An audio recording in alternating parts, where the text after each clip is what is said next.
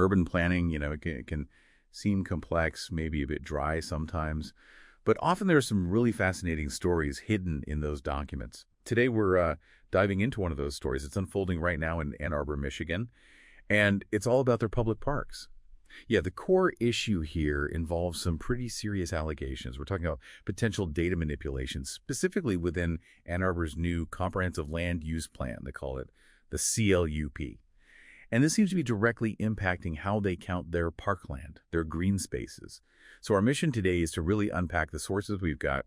There's a detailed memo from some concerned citizens, city planning documents, and data from the Trust for Public Land. We want to try and understand what's really going on. Absolutely. And this deep dive, it's really about exploring that tension, the tension between a city wanting to grow, what the public clearly wants, and honestly, the need for solid, trustworthy data in planning.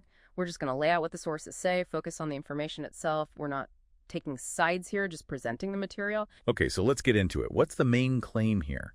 How exactly do the sources say this data might be, manipulated to lower the official parkland ratio? Well, the numbers themselves are pretty striking. If you look at the city's own Parks and Recreation Open Space Plan, the PROS plan, from January 2023, it states Ann Arbor has 2,210 acres of parkland. Okay, 2,210. Right. And that gives you a ratio of about 17.96 acres per 1,000 residents. Pretty good.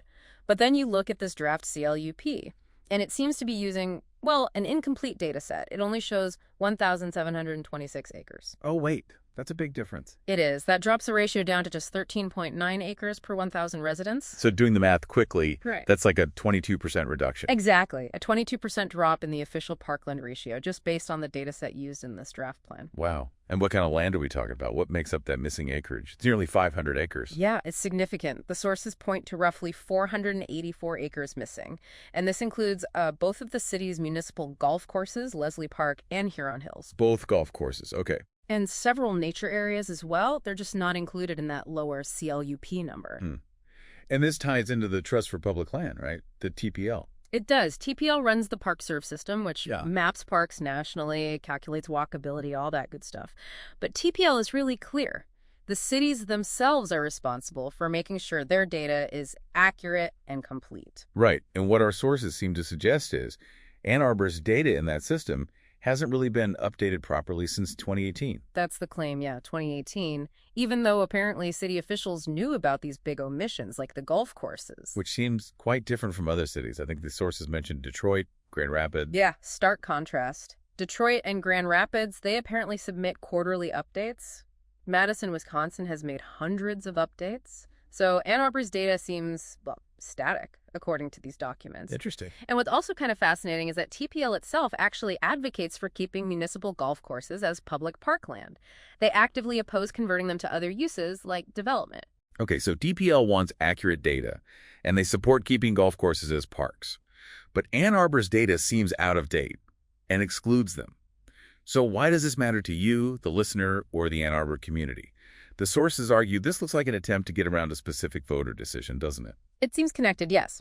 Back in 2008, Ann Arbor voters approved a charter amendment with 81% approval, a huge majority. 81%? Yeah. And that amendment requires public approval, a vote, before the city can sell any parkland. So removing land from the official parkland list could potentially sidestep that vote requirement. That appears to be the concern raised in the memo, yes. And it speaks to this idea of public will. Just recently, November 2024, voters renewed the Parks Millage, that's a property tax for parks, with 72% approval. Right before the CLUP draft came out. Months before. So you have these really clear, repeated signals from the public about valuing parks. And there's a financial angle, too, isn't there? This lower ratio, it affects developer contributions. Absolutely. A lower parkland per resident ratio means developers are required to contribute less money or dedicate less land for parks when they build new projects. The sources used the standard development as an example. Yeah. How much difference did it make there? For that one project, the contribution would drop by nearly $30,000. 30 grand on one project. Okay. Multiply that by future development. You're potentially talking millions in lost revenue for parks over time, which, makes you wonder, especially when the sources mention mentioned, the CLUP identifies this huge infrastructure funding gap, like $3.2 to $4.8 billion. Okay. That's a potential connection to keep in mind. Now, the sources also point to some specific language in the draft CLUP itself, right? Something about underutilized spaces. Yes, strategy 4.1. It directs the city to, and I'm quoting loosely here, leverage public land and focus on underutilized spaces. And it lists examples. Parking lots, lawns, but then it specifically mentions lawns that require maintenance but do not provide ecological benefit. Which sounds a bit specific. It does. The memo argues this is essentially coded language aimed squarely at the municipal golf courses. They require maintenance, they're lawns, and some argue they lack ecological benefit compared to, say, a nature area. And this seems to align with statements from some city officials. The sources quote a couple of council members, one saying pretty directly that they aren't a fan of urban golf courses, calling them terrible land use. Okay. Another council member apparently suggested coordinating with the CLUP process, specifically regarding the golf courses. So, putting it all together, the sources suggest a possible effort to reclassify these lands, maybe prep them for development, despite the voter amendment and public support for parks. That's the picture the memo paints. And even if you account for TPL's own rules about excluding some parks outside city limits edge parks, they call them, the sources say, the internal emissions, the ones the city controls, still cut that per capita ratio by 18%. 18% just from the internal choices. Right. So the argument isn't really about mapping technicalities. It's about selective data reporting. And the final layer here is internal contradictions. City policies seem to clash. Yeah, it's quite puzzling. Ann Arbor's own Visions 2025 plan, just released, reportedly treats the golf courses as parkland needing ADA improvements. So one city plan says their parks needing upgrades, while the draft CLUP seems to be writing them out of the parkland definition.